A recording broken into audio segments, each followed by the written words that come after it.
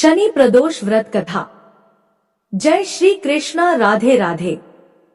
शनि प्रदोष व्रत रखने से अच्छी संतान की प्राप्ति होती है और जीवन में सुख समृद्धि आती है। शनि प्रदोष व्रत करने से पुत्र दीर्घायु होता है और पुत्र रत्न की प्राप्ति होती है। इसके अलावा शनिदेव की कृपा भी बरसती है। शनि प्रदोष व्रत की पावन कथा भगवान शिव और शनिदेव के अद्भुत संबंध का प्रतीक है। इस दिन उपवास और पूजा से सभी कष्ट और दोष मिट जाते हैं, तो इस दिव्य कथा के श्रवण से अपने जीवन को शिवमय बनाएं। आइए श्रवण करते हैं शनि प्रदोष व्रत कथा। शनि प्रदोष व्रत की पौराणिक कथा के अनुसार प्राचीन काल में रत्नागिरी नामक एक नगर था। उस नगर में एक बड़ा ही धनवान सेठ रहा करता था। उसके घर में हर प्रकार की सुख सुविधाएं थी, लेकिन संतान न होने के कारण सेठ और सेठानी हमेशा दुखी रहते थे। काफी सोच विचार करके एक दिन सेठ ने अपना काम नौकरों को सौंप दिया और सेठ सेठानी के साथ तीर्थ यात्रा पर निकल पड़े। अपने नगर से बाहर निकलने पर उन्हें एक साधु मिले जो ध्यान मग्न बैठे थे। सेठ जी ने सोचा क्यों ना साधु से आशीर्वाद लेकर आगे की यात्रा की जाए। सेठ और सेठानी साधु के निकट गए और वहीं बैठ गए। साधु ने जब आंखें खोली तो उन्हें ज्ञात हुआ कि सेठ और सेठानी काफी समय से आशीर्वाद की प्रतीक्षा में बैठे हैं। साधु ने सेठ और सेठानी से कहा कि मैं तुम्हारा दुख जानता हूँ, तुम शनि प्रदोष व्रत करो, इसमें तुम्हें संतान सुख प्राप्त होगा। साधु ने सेठ सेठानी को प्रदोष व्रत की विधि भी बताई और शंकर भगवान की निम्न वंदना बताई। उन्होंने कहा, तुम यही वंदना करना। हे रुद्र देव शिवशंकर नमस्कार, शिवशंकर जगत गुरु नमस्कार, हे नीलकंठ सुर नमस्कार, शशि मौली चंद्र सुख नमस्कार, हे उमाकांत सुधी नमस्कार, उग्र तत्व रूप मन नमस्कार, ईशानी प्रभु नमस्कार, विशेश्वर प्रभु नमस्कार। आगे साधु ने कहा, है भक्त, इस प्रकार से मंत्र का जाप करके भगवान की आराधना करना। जब तुम्हारी पत्नी गर्भ से हो जाए तब मेरे पास इसी जगह फिर चले आना। मैं तुम्हारे गर्भ में पल रहे बच्चे को भगवान शिव शंकर की अत्यंत ही रहस्यमय कथा सुनाऊंगा। उसको श्रवण करने से तुम्हारे पत्नी के गर्भ पर कोई खतरा नहीं आएगा। दोनों पति पत्नी साधु बाबा से आशीर्वाद लेकर तीर्थ यात्रा के लिए आगे चले गए। तीर्थ यात्रा से लौटने के बाद सेठ और सेठानी ने मिलकर शनि प्रदोष व्रत किया, जिनके प्रभाव से सेठानी गर्भवती हो गई। अतः सेठ को उस महात्मा के कहे गए वचन याद आए और वह बिना विलंब किए अपनी पत्नी को लेकर उस महात्मा मुनि के पास पहुंचा और उस मुनि से हाथ जोड़कर कहा, है महात्मन, मेरी संतान गर्भ में ही मृत्यु को प्राप्त हो जाते हैं। अतः इस संतान के जीवन की रक्षा करने के लिए आप वह रहस्यमय कथा सुनाइए, जिसको सुनने से हमारी पत्नी का गर्भ सुरक्षित रहे और हमें पुत्र की प्राप्ति हो। इतना कहते ही सेठ सेठानी उस महात्मा के चरणों में गिर पड़े। उस महात्मा ने उन्हें आशीर्वाद देते हुए कथा का शुभारंभ किया। उन्होंने कहा, है सेठ सेठानी, इस कथा को बड़े ही तन्मयता से, बड़ी श्रद्धा भाव से, बिना खंडित किए एकाग्र चित्त मन से श्रवण करो। इसको सुनकर तुम्हारे संतान की जीवन रक्षा होगी। पूर्व वंश में जन्मे उसी नगर के राजा शिवी बड़े ही परोपकारी और धर्मात्मा थे। जो भी याचक उनके द्वार पर जाता था कभी खाली हाथ नहीं लौटता था। प्राणी मात्र के प्रति राजा शिवी का बड़ा ही स्नेह था। अतः उसके राज्य में हमेशा सुख शांति और स्नेह का वातावरण बना रहता था। राजा शिवी हमेशा ईश्वर की भक्ति में लीन रहते थे। राजा शिवी को परोपकार, सरलता और त्याग के चर्चे स्वर्ग लोक तक प्रसिद्ध थे। देवताओं के मुख से राजा शिवी की इस प्रसिद्धि के बारे में सुनकर इंद्र और अग्नि को विश्वास नहीं हुआ। अतः उन्होंने उसी नरेश की परीक्षा लेने की ठानी और एक युक्ति निकाली। अग्नि ने कबूतर का रूप धारण किया और इंद्र ने एक बाज का रूप धारण किया। दोनों उड़ते उड़ते राजा शिवी के राज्य में पहुँचे। उस समय राजा शिवी एक धार्मिक यज्ञ का अनुष्ठान कर रहे थे। कबूतर उड़ते उड़ते आर्तनाद करता हुआ राजा शिवी की गोद में आ गिरा और मनुष्य की भाषा में बोला, राजन, मैं आपकी शरण में आया हूँ, मेरी रक्षा कीजिए। थोड़ी देर में कबूतर के पीछे पीछे बाज भी आ पहुंचा और बोला, राजन, निसंदेह आप धर्मात्मा और परोपकारी हैं, इसलिए आपका कोई शत्रु नहीं। आप अजा शत्रु नाम से प्रसिद्ध हैं। आप अपकार करने वाले का भी उपकार करते हैं। आप दोष खोजने वालों में भी गुण खोजते हैं। ऐसे महान होकर आप यह क्या कर रहे हैं? मैं भूख से व्याकुल होकर भोजन की तलाश में भटक रहा हूँ। तभी संयोग से मुझे यह पक्षी मिला और आप इसे शरण दे रहे हैं। यह आप अधर्म कर रहे हैं। कृपा करके यह कबूतर मुझे दे दीजिए, यह मेरा भोजन है। इतने में कबूतर बोला, शरणार्थी की प्राण रक्षा करना आपका धर्म है राजन। अतः आप इस बाज की बात मत सुनिए, यह दुष्ट बाज मुझे मार डालेगा। आगे उस ऋषि ने उस सेठ और सेठानी से कहा, हे सेठ, दोनों की बात सुनकर राजा शिवी बाज से बोले, हे बाज, यह कबूतर तुम्हारे भय से भयभीत होकर मेरी शरण में आया है, अतः यह मेरा शरणार्थी है। मैं अपनी शरण में आए शरणार्थी का त्याग कैसे कर सकता हूँ? जो मनुष्य भय, लोभ, ईर्ष्या, लज्जा या द्वेष से शरणागत की रक्षा नहीं करते या उसे त्याग देते हैं, सज्जन लोग उसकी निंदा करते हैं और उसको ब्रह्मा हत्या के समान पाप लगता है। जैसे हमें अपने प्राण प्यारे हैं, वैसे ही सभी जीवों को अपने प्राण प्यारे हैं। समर्थ और बुद्धिमान मनुष्य को चाहिए कि असमर्थ व मृत्यु भय से भयभीत जीवों की रक्षा करे। आता है बाज, मृत्यु के भय से भयभीत यह कबूतर मैं तुम्हें नहीं दे सकता। इसके बदले तुम जो चाहो खाने के लिए मांग सकते हो, मैं तुम्हें वह अभीष्ट वस्तु देने को तैयार हूँ। तब बाज बोला, हे राजन, मैं भूख से पीड़ित हूँ। आप तो जानते ही हैं कि भोजन से ही जीव उत्पन्न होता है और बढ़ता है। यदि मैं भूख से मरता हूँ तो मेरे बच्चे भी मर जाएंगे। आपके एक कबूतर को बचाने से कई जीवों के प्राण जाने की संभावना है। हे राजन, आप ऐसे कैसे धर्म का अनुसरण कर रहे हैं जो अधर्म को जन्म देने वाला है? बुद्धिमान मनुष्य उसी धर्म का अनुसरण करते हैं जो दूसरे धर्म का दहन ना करे। आप अपने विवेक के तराजू से तोलिए और जो धर्म आपको अभिष्ट चिंतन, धन, वस्त्र, गौ और बड़े बड़े यज्ञों का फल यथा समय नष्ट हो जाता है, किंतु भयाकुल प्राणी को दिया अभय दान कभी नष्ट नहीं होता। अतः मैं अपने संपूर्ण राज्य और इस देह का त्याग कर सकता हूँ, परंतु इस भयाकुल पक्षी को नहीं छोड़ सकता। हे बाज, तुम्हें आहार की जरूरत है, सो जो चाहो आहार के लिए मांग सकते हो। बाज बोला, हे राजन, प्रकृति के विधान के अनुसार कबूतर ही हमारा आहार है, अतः आप इसे त्याग दीजिए। राजा बोला, हे बाज, मैं भी विधान के विपरीत नहीं जाता और शास्त्र कहता है दया धर्म का मूल है, परोपकार पूज्य है और दूसरों को पीड़ा देना पाप है। अतएव तुम जो चाहो सो दे सकता हूँ, परंतु यह कबूतर नहीं दे सकता। तब बाज बोला, ठीक है राजन, यदि आपका इस कबूतर के प्रति इतना ही प्रेम है तो मुझे ठीक इसके ही बराबर तोलकर अपना मांस दे दीजिए, जिससे मैं अपनी भूख शांत कर सकूं। मुझे इससे अधिक और कुछ नहीं चाहिए।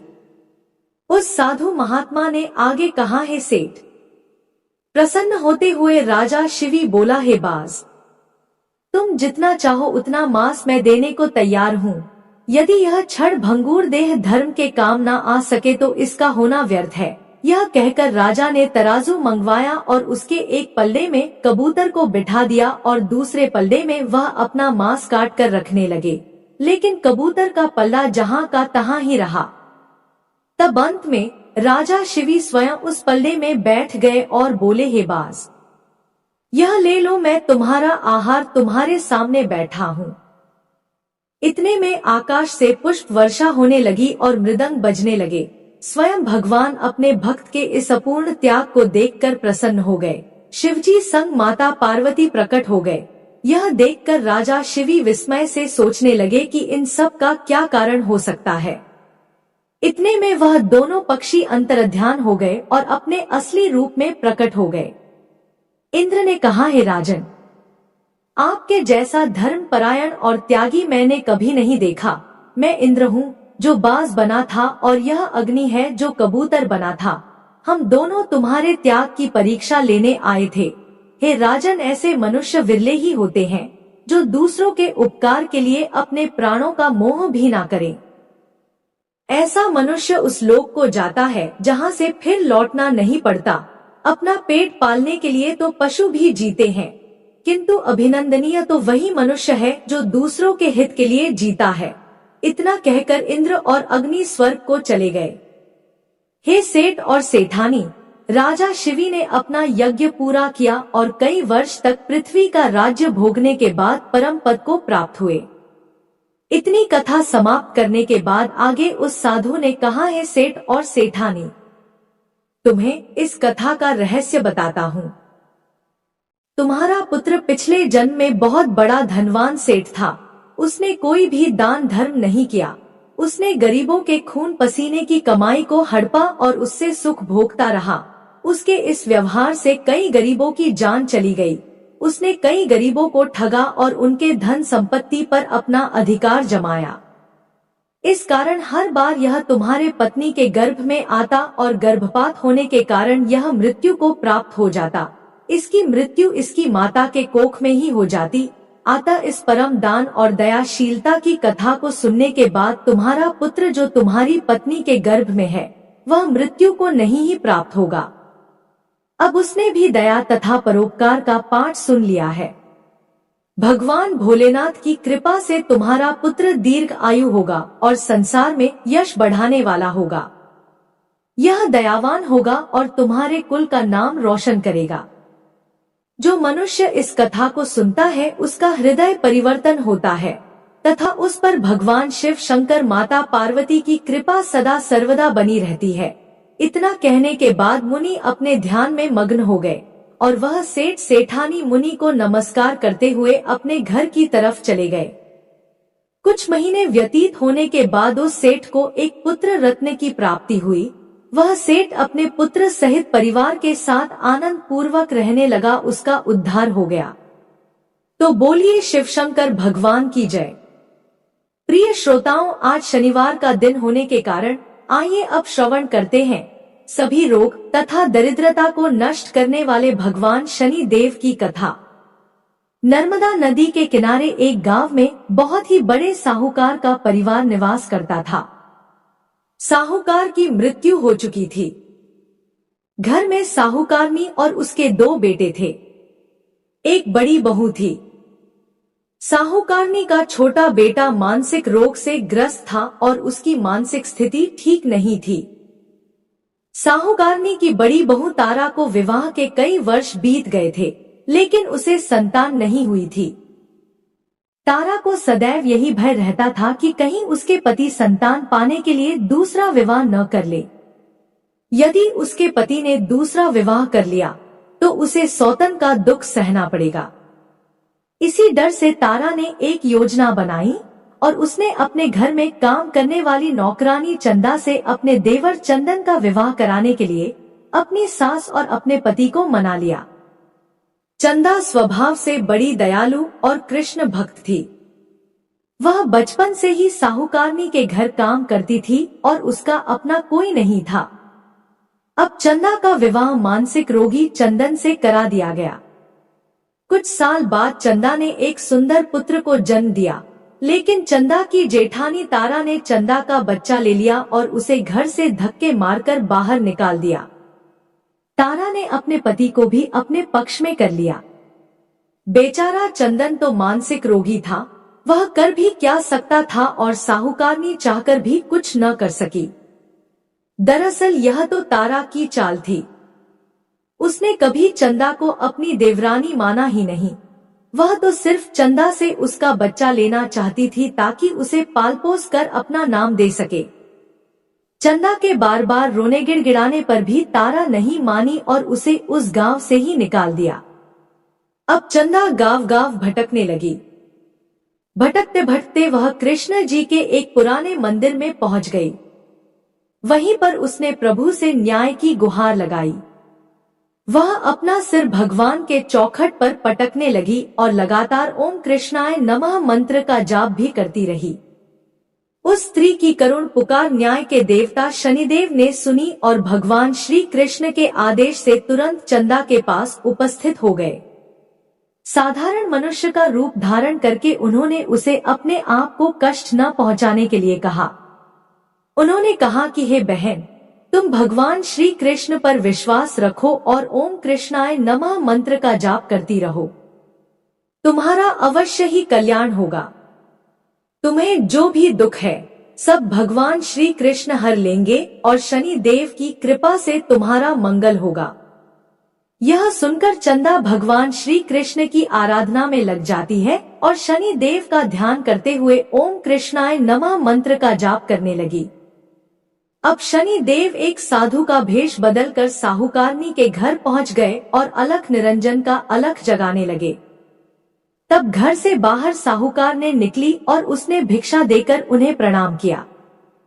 साधु रूपी शनि देव ने कहा, हे देवी, मैंने सुना है आपके घर में कोई मानसिक रोगी है।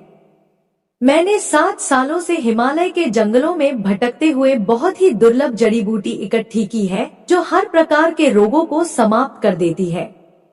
यदि आप कहें तो मैं आपके घर के मरीज को ठीक कर सकता हूँ। उस साहूकारनी ने कहा, हे महात्मा, अहो भाग्य जो आप यहाँ पधारे। हाँ महाराज जी, मेरा छोटा बेटा जो कि दिमागी रूप से बीमार है, आप उसे ठीक कर दीजिए। आप जो चाहेंगे मैं वह आपको दूंगी। आइए, घर के अंदर आइए।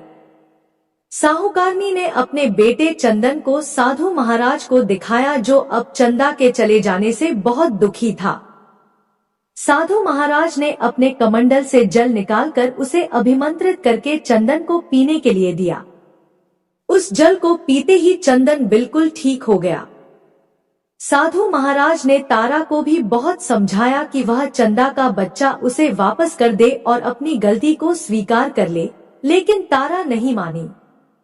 वह तो उल्टे ही साधु महाराज को डांटने लगी और चंदन के ठीक होने से ईर्ष्या करने लगी। इस बात से रुष्ट होकर भगवान शनिदेव की दशा तारा को लग गई और वह मानसिक रोगी हो गई। उसका एक हाथ लकवा से ग्रस्त हो गया। साधु महात्मा के बताए अनुसार चंदन अपनी पत्नी चंदा को घर ले आया और अपनी पत्नी, बच्चे और माँ के साथ हंसी खुशी जीवन व्यतीत करने लगा। तारा को शनि देव ने उसके कर्मों का फल दिया और चंदा के सिर्फ ओम कृष्णाय नमः मंत्र का जाप करने से उस पर कृपा बरसाई। उसका बच्चा, पति और परिवार वापस मिल गया। उसका पति स्वस्थ हो गया। जय शनिदेव, जय जय शनिदेव, ओम नमः शिवाय। अब आइए सुनते हैं असीम आनंद और सुख संपदा देने वाली भगवान शिव की कथा को। एक नगर में भगवान शिव का एक भव्य मंदिर था जहां हर वर्ष दूर दूर से भक्तजन शिव जी के दर्शन के लिए आते थे। उस समय प्रदोष का व्रत था। दूर दूर से भक्त जल लेकर भगवान को जलाभिषेक कराने आए हुए थे। मंदिर का परिसर भक्तों की भीड़ से भरा हुआ था। तभी अचानक आकाश में बिजलियां चमकी और सोने का एक थाल उतरा। उसी के साथ एक भविष्यवाणी भी हुई कि जो कोई भगवान शंकर का सच्चा भक्त और प्रेमी होगा उसी को यह थाल मिलेगा। मंदिर के परिसर में उपस्थित सभी लोगों ने यह भविष्यवाणी सुनी। धीरे धीरे सभी इकट्ठे हो गए। जो लोग मंदिर की व्यवस्था देख रहे थे उन्हें पूरा विश्वास था कि यह थाल हमें ही मिलेगा। इसीलिए वे सबसे आगे आकर खड़े हो गए। सबसे पहले एक पंडित जी आए और बोले, देखिए भाइयों, मैं प्रतिदिन महादेव जी का अभिषेक करता हूँ। अतः मैं ही भोलेनाथ का सबसे निकटवर्ती प्रेमी और भक्त हूँ। इसीलिए थाल मुझे मिलना चाहिए।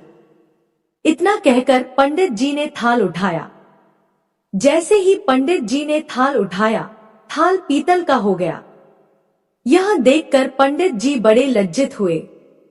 उन्होंने थाल यथास्थान पर रखा और वहां से निकल गए। इसी प्रकार वहां उपस्थित सभी पंडितों ने खुद को आजमाया, लेकिन शायद उनमें से कोई भी सच्चा भक्त नहीं था। उन्हें भी थाल यथास्थान पर रखकर चले जाना पड़ा। इसके बाद उस नगर के राजा का आगमन हुआ। राजा साहब आगे आए और बोले, हे प्रजाजनों, मैंने महादेव के मंदिर में बड़ी भारी दान दक्षिणा की है, इसीलिए यह थाल मुझे ही मिलना चाहिए। इतना कहकर राजा आगे बढ़े और थाल उठाया। जैसे ही राजा ने थाल उठाया, थाल तांबे का हो गया। यह देखकर महाराज भी बड़े लज्जित हुए और थाल यथास्थान पर रखकर एक तरफ खड़े हो गए। इसके बाद इसी तरह एक एक करके दानी महात्मा और भक्त पधारे। थाल उठाया, लेकिन किसी के हाथ में कुछ और किसी के हाथ में कुछ और हो गया, लेकिन सोने का नहीं रहा। तब लोगों को पता चला कि हम में से कोई भी महादेव का सच्चा भक्त नहीं है। उसी समय एक किसान का आगमन हुआ। वह बेचारा महीनों बाद आज प्रदोष व्रत के शुभ अवसर पर शिवजी के दर्शन करने आया था। गरीबी और गृहस्थी के बोझ से दबा दिन रात खेतों में मेहनत मजदूरी करके अपना और अपने परिवार का गुजारा करता था। अभी रास्ते में आ ही रहा था कि कोई भिखारी मिल गया और कुछ खाने को मांगने लगा। इस किसान को दया आ गई। अपने खाने के लिए जो खाना लाया था वह उसने उस भिखारी को दे दिया। थाल के बारे में इसने भी सुना था, लेकिन इसने उस ओर कोई ध्यान नहीं दिया। सीधा मंदिर में गया और महादेव का पूजन करके बाहर आ गया। परिक्रमा करके जाने को हुआ, तभी पीछे से एक व्यक्ति बोला, अरे ओ भाई, तुम भी थाल को उठाकर देख लो। हो सकता है तुम ही वह सच्चे भक्त हो जिसके लिए यह थाल आया है। किसान को लगा कि वह व्यक्ति उसका मजाक बना रहा है। किसान ने हंसते हुए कहा, भाई मैं तो कभी कोई पूजा पाठ नहीं करता, महीने में एक बार मंदिर आ जाता हूँ। मैं काहे का सच्चा भक्त। वह आदमी बोला, भाई हम तो देख चुके हैं, हमारी भक्ति तो 2 कौड़ी की भी नहीं है। अब तुम ही अपना हाथ लगाकर देख लो। सोने का थाल मिले न मिले, किंतु पता तो चल जाएगा कि तुम्हारी भक्ति में कितनी सच्चाई है। लोगों के बहुत ही आग्रह करने पर आखिर उस भोले भाले किसान ने जाकर थाल उठा लिया। जैसे ही उसने थाल उठाया, लोगों के आश्चर्य का ठिकाना न रहा। सोने का थाल रोशनी से चमकने लगा। यह देखकर सब लोगों में खुशियों की लहर दौड़ गई। सभी लोग उसके जयकारे लगाने लगे और पूछने लगे, भाई तुम ही सच्चे भक्त हो, अब हमें भी बता दो कि कैसी भक्ति करते हो जिससे महादेव तुमसे इतने प्रसन्न है। तो किसान बोला, भाई मैं कोई भक्ति नहीं करता, मैं केवल दिन भर खेतों में काम करता हूँ और थोड़ा समय निकालकर जरूरतमंद लोगों की मदद करता हूँ। इसके अलावा भगवान भोलेनाथ का मन ही मन ध्यान कर लेता हूँ और कोई विशेष कार्य नहीं करता। लोग पूछने लगे, तुम लोगों की मदद क्यों करते हो? हंसते हुए किसान बोला, सुकून दूसरों के चेहरे पर मुस्कान देखकर मुझे जो आनंद और खुशी होती है उसे मैं शब्दों में बयान नहीं कर सकता। शायद यही कारण है कि महादेव मुझसे खुश हैं। इसलिए हमेशा याद रखें, सत्कर्म का आरंभ भी आनंद से होता है और अंत भी आनंददायक होता है। दुष्कर्म का आरंभ भी दुख से होता है और अंत भी दुखदायक होता है। आप सैकड़ों मील की यात्रा करके भी दूसरों का दिल दुखाते हैं, तो आपकी वह तपस्या, साधना और महादेव का दर्शन धूल के बराबर है। तो एक बार प्रेम से बोलिए, हे भोलेनाथ, जैसे आपने उस किसान पर कृपा दृष्टि बरसाई, वैसे अपने सभी भक्तों का कल्याण करना, सबकी गरीबी दरिद्रता दूर करना, उन्हें मोक्ष देना। हर हर महादेव। अगर आपको यह वीडियो पसंद आई है तो हमारे चैनल को सब्सक्राइब करें। धन्यवाद।